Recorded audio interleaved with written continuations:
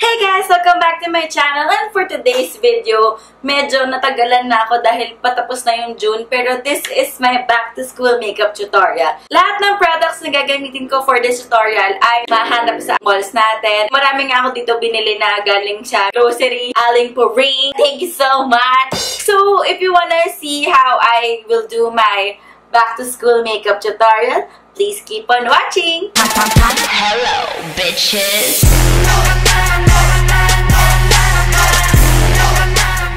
So, yung mga items na to ay below 300 pesos only. Nakita ko si Kenny Manalat, ginawa na rin niya yung parang makeup tutorial under 300 pesos yung mga products. Itong mga items ko under 300 pesos din. So, yan. Panoorin niyo yung videos ni Kenny. Lalagay ko yan sa description box below. For today, dahil nga back to school makeup tutorial, ay hindi tayo gagawa ng full pack dahil tayo ay mag-i-school para mag-aral, hindi para umaw-aw. So, hindi nga tayo masyadong maglalagay ng super daming makeup sa ating face at fresh face lang tayo. Mag-focus tayo sa ating skincare for today. So, nakapag-cleanse na ako and nakapag-tone ng face. Actually, kahit naman hindi lang fresh face yung gagawin mo, every time na mag-makeup ka, dapat uunahin mo na i-prep yung skin mo ng sobrang wet. Mag-moisturize tayo ng ating face. So, yung gagamitin ko, Myra na Vita Smooth Hydrating Facial Moisturizer. I recommend using yung mga gel type na moisturizer kasi ito yung mga madaling ma-absorb ng skin. Merong mga moisturizer, para alam niyo ba yung Nivea na moisturizer, sobrang kapal niya sa face. Mahirap i-absorb ng skin yan.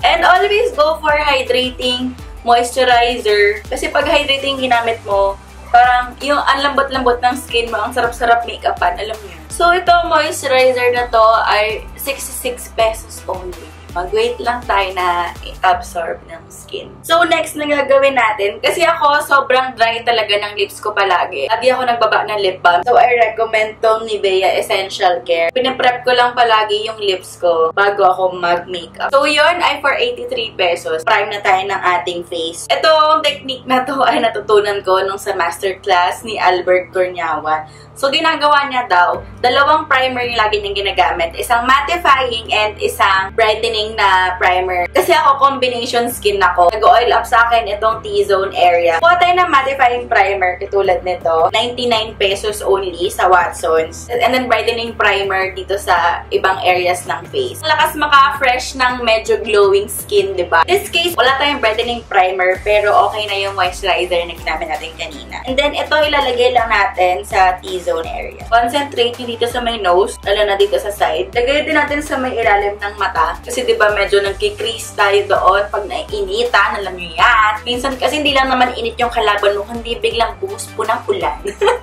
Kaya nakakaloka, hindi mo alam kung ano bang routine ang gagawin mo. So for my base, I'm gonna be using the Myra Vita Glow BB Cream. I opted to use BB Cream kasi ito yung parang natural lang yung finish niya sa face. Hindi man acne prone yung skin ko. So, ayoko siyang i-cover ng sobra kung hindi ko naman kailangan mag-full coverage. Kung pang everyday nyo lang naman, diba? So, itong BB cream ay 98 pesos only. First time ko siyang itatry. Hindi siya yung usual na BB cream. Medyo mas liquidy siya. Ito yung lightest shade niya, yung ivory. Yellow undertone naman siya. So, okay siya kasi perfect sa ating, Pinay. Maging careful lang kayo sa pag-blend. Medyo mabilis siya mag-dry. Tapos nagbubuo-buo siya. Kaya talaga ng bagay na ayos ng beauty blender. Feel ko nga kahit relasyon nyo eh. Ganun-ganun sa jowa mo. Medyo magdadagdag lang ako dito sa mouth area. Ang light lang ng pakiramdam niya sa face. Tapos ang skin finish talaga. Pero nakita mo na wala yung redness sa cheeks. I think sulit yung 88 pesos ko. Ang ayaw ko lang sa kanya, hindi katulad ng ibang BB cream. Kasi yung ginagamit kong BB cream dati ay yung Misha. Kahit hands yung gamitin ko, maganda siyang i-apply. Itong Myra, medyo nagbubuo-buo siya, parang nag-rub pag kamay yung ginamit ko. Gamitan mo pa siya ng blending sponge. So, next for the base ay ating concealer. LA Girl na Pro Conceal. Yung ko gumamit na mura concealer for the sake of makapasok sa budget. Alam naman natin, guys, na kahit back to school pa lang kayo, ay malamang puyat na puyat kayo from the summer. Feel ko nga kung i-upload ko ng video na to, midterms nyo na. Kasi ang tagal ko bago in-upload yung back to school. So, ayan, gagamit ako ng aking trusted na drugstore concealer. I'm aware na 290 to 300 pesos siya sa mall. Pero online shops, they sell it for 200 pesos, 150, ganyan. So, kung may time kayo, better check na lang sa online shops, katulad sa Shopee, ganon. Gagamitin ko tong light ivory. Medyo salmon undertone. Perfect siya for the under eye kasi hindi lang siya i-conceal, i-correct din niya yung eyes nyo. O, diba? Nakaka-fresh. So, next, isa-set na natin yung face natin with powder. So, yung gagamitin ko ay itong powder foundation na yung ginamit ko sa 500 pesos makeup tutorial. Lalagay ko lang siya sa aking areas na madalas mag-oil up. Ano ba? Ego dyan? Ay, ang galing! Dumaan po sa harap ng camera, diba? Hindi kita! Eh, dumaan ka sa harap!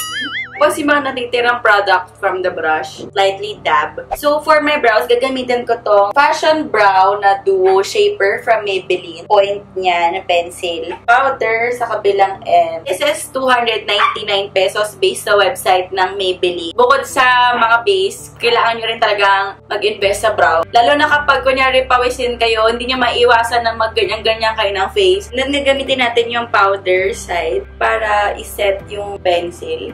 And then dito, lightly feather nyo. Set it with brow gel. This is 170 pesos sa Everbelena. Kahit siksikin ka pa ng mga tao sa LRT, girl. Kabog. So, I got this blush duo, Everbelena. So, gagamitin ko yung brown shade, contour, may eyes. Then, dito sa Nichidona palette, gagamitin natin to HD waterproof mascara. Meron siya dalawa eyeline pencil, may brown and may black. So, sobrang sulit na siya. So, first, gagamitin muna natin yung ating brown eye pencil.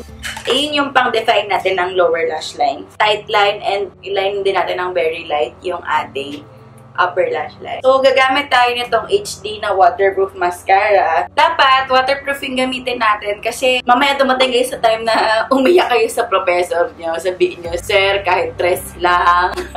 Kakatuwa, meron siyang mga hair. Maganda yung mascara, pero ang messy niya gamitin. Parang sobrang daming product na nasasama dun sa wand niya. So, next naman ay ang ating cheeks. So, for my cheeks, gagamit ako nitong Colorette na Color Tints. Tatlo yung shade na available. Ang ganda mag-blend nitong Colorette na Color Tints. For cheek and for lips, oil-based siya. Medyo mainit siya kapag nilagay sa face. Tingnan nyo, pag nag-blend, sobrang dali. Kasi nga parang oil type siya, so parang cream yung feeling niya kapag pinlend. Hindi katulad pag yung mga water na tints, sobrang ang hirap niyang parang nagsistain pa siya. This is available for 229 pesos sa Colorette. Online, and meron silang mga physical shops sa Landmark, Trinoma, and sa SM City North. Also, mas gusto ko mag-tint kesa mag-powder blush. Mas tumatagal siya sa cheeks ko. So, kunyari, errands day lang naman, hindi ko kailangan mag-retouch na mag-retouch kasi pag tint, sobrang tagal niyang kumapit sa face. Ito, optional lang to, pero kasi ako, alam niyo naman, kailangan ko siyang i-cut sa blush duo. Ayan. And then, kukunin ko lang yung brush na ginamit ko sa aking eyes, and then, i-contour ko lang aking nose. And then, yung ating favorite part, highlight. Gagamitin ko lang din like itong champagne color na to. I would just put it on highest point na aking cheeks kasi we tend to get oily nga. So, ayaw na nating maglagay ng highlight dito sa area na to. Dahil pag naman nagmantika ka na, lalabas na ang natural highlight ng iyong nose. So, dito na lang tayo maglagay. So, for the lips, gagamitin ko lang tong pink na to. Yung anong ginamit natin sa cheeks. And then, konting-konti lang. Kasi, ang bright pink niya sa akin. Sustain ko lang siya sa lips ko. Kasi kapag in-swipe ko siya ng ganon, girl. So, this is it for my back-to-school tutorial. Nagulat ba kayo sa aking black hair? Tinry ko talaga maging back-to-schooly as I can be. Ayan. So, nag-wig ako ng black. Imbis na nakaka-Wonder Woman yung buhok ko, nakaka-ermitanyo, ano? Sana nag-enjoy kayo and may matututunan kayong bagong tricks. Kasi, yun yung mga tutunan ko from the Albert Kirniawan Masterclass. As part of my back-to-school trade with, I would like to do a giveaway! Yay! Kasabay ng ongoing giveaway ng mangyayari ngayon, yung aking 10K giveaway, magkakaroon din tayo ng mini giveaway for the back to school dahil gusto ko on fleek din kayo sa pasukan. Or kung di ka man lang nagsuschool, ayan, on fleek ka kung saan ka man. I'll be giving away 5 colored lipsticks. Ang shades ay ang Harlem, Kendall, Devon, Charlotte, and Persia. So, isang tao lang ang pwedeng manalo nitong 5 lipsticks na to. To join my giveaway, napakadali lang po. First is, of course, you have to be subscribed to my YouTube channel. And then, number 2, ay ilagay nyo yung Instagram and yung Twitter account nyo. And then, third ay maglagay lang kayo ng question. Ayan. Kasi gusto ko sana magkaroon ng part 2 ng aking Q&A. So, masaya yan. From all the questions na nabunot ko, siguro I will be picking 20. So, depende na kung paano kung gaano karami yung sasali. And then, from there, bunot ako ng isa na pwedeng manalo ng aking mini giveaway. Promise, walang dayaan. So, my giveaway will end on July 7. Yung Q&A video, doon ko i-announce kung sinong nanalo. So, I hope okay lang sa inyo yung mga instructions na yun. And syempre, huwag natin kakalimutan i-follow ang Colourette Cosmetics on their Facebook and their Instagram para naman mag-serve as thanks para sa giveaway and support na binibigyan nila sa atin, sa ating team on fleek. Again, yung instructions will be in the description box below para madaling nang masundan. And also, all the prices of the products that I used for this tutorial will be on the description box below. So, yan guys. Thank you guys so much for watching. And if you like this video, don't forget to give it a thumbs up. And don't forget to subscribe to my channel for more videos like this. I'll see you guys on my next video. Bye! Happy back to school!